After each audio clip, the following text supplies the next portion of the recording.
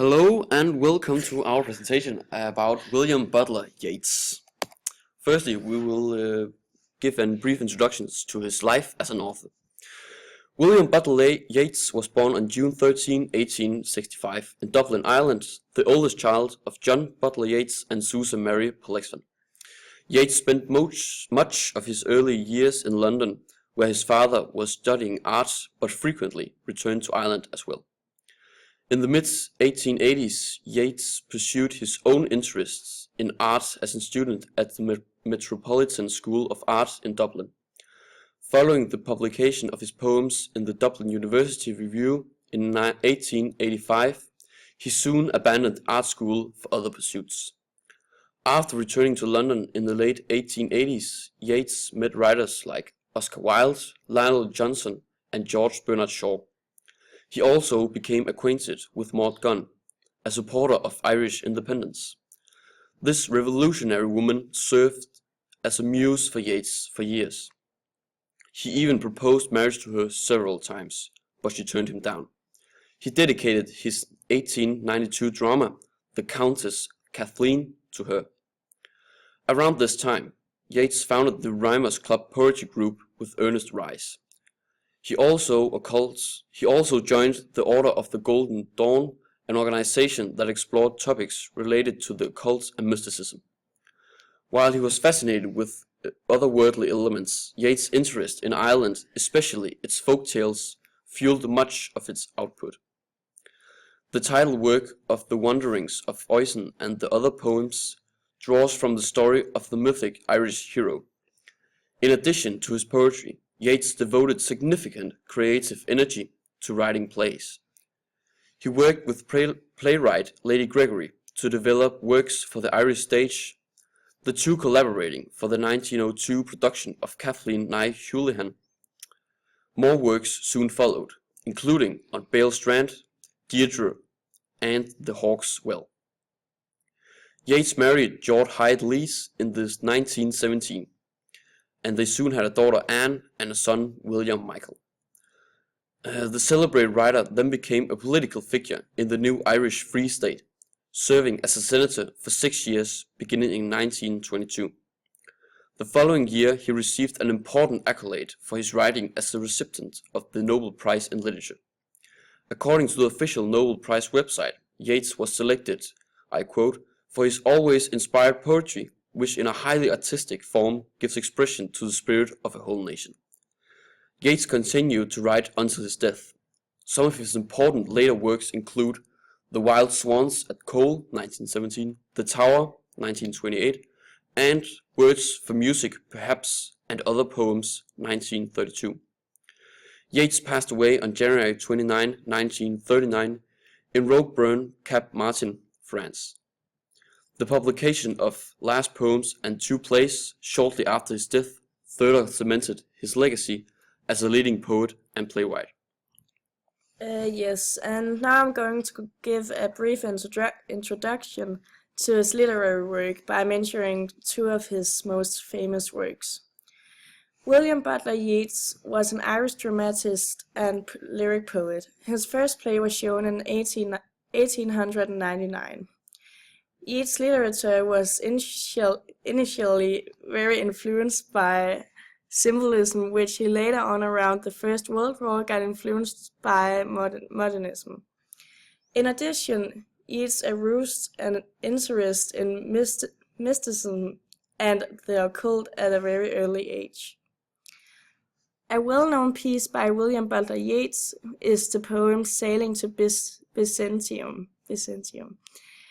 Through the use of several poetic techniques, Yeats has achieved to describe a metaphorical journey of a man pursuing his own vision of eternal life. In 1902, the play Kathleen nigh Houlihan was shown, which today is one of his most famous pieces. It is a one-act play, and it is all about Ireland's long fight for independence. Throughout his play, he uses the penetrating influence of the church to represent the importance of the Irish love of family.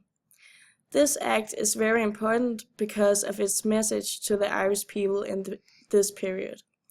Wiliam Butler Yeats wants all young men to attend in the fight of Irish independence, which he tells through Kathleen Ní Holian as is the personification of the movement for Irish independence. Yes, and then to the thorough stylistic analysis, we have chosen the poem When You Are Old, which was written in 1891 during Yeats' obsession with Maud Gonne. She was an Anglo-Irish revolutionary feminist and actress who has rejected his love several times and been the inspiration to many of his works. The poem is therefore used to express his unrequited love to her. At first, the poem begins with an iambic pentameter in When You Are Old and Grey and Full of Sleep. It adds a rhythmical unfluctuating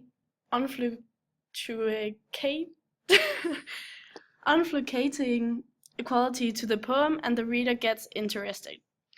In addition to that, another meter in the first stanza is repetition, when it's found in the repetition of the conjunction, and it creates a rhythmic beat and extends to the language to be of old age. It is also shown in the second stanza, where love is being repeated several times.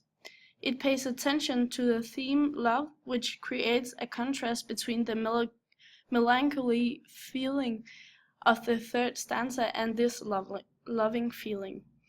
In every of the three stanzas, end rhymes is being used. The construction is A plus B and B plus A. It creates a rhythmic and a good coherence through the poem. In the second stanza, alliteration or spondic food is used. Here the syllables are stressed in the words glad grace. It pays attention to the line and it emphasizes the text in that line's syllables. Yeats uses imagery in the path of the lost love between Yeats and Gonne, and he describes in the poem how love fled. Yet Yeats points out how his love is so strong and living that it can fled. It is difficult to put into words, but easier to explain in imageries. He creates hereby a personification of the love, which elaborates the themes of romance and loss in the poem. The poem is full of gentle images, such as full of sleep, nodding by the fire, slowly read, dream, soft look, and shadows deep. This sets the tone and mood of the first stanza, which is clearly one of calmness. The first stanza is very soothing to read, and the second stanza creates a very emotional feeling. And so, W.B. Yeats uses a lot of literary devices to explain his unrequited love in When You Are Old, and hereby this was our presentation of W.B. Yeats, his life, literary work, and a thorough stylistic analysis of the poem When You Are Old. Thank you and good night.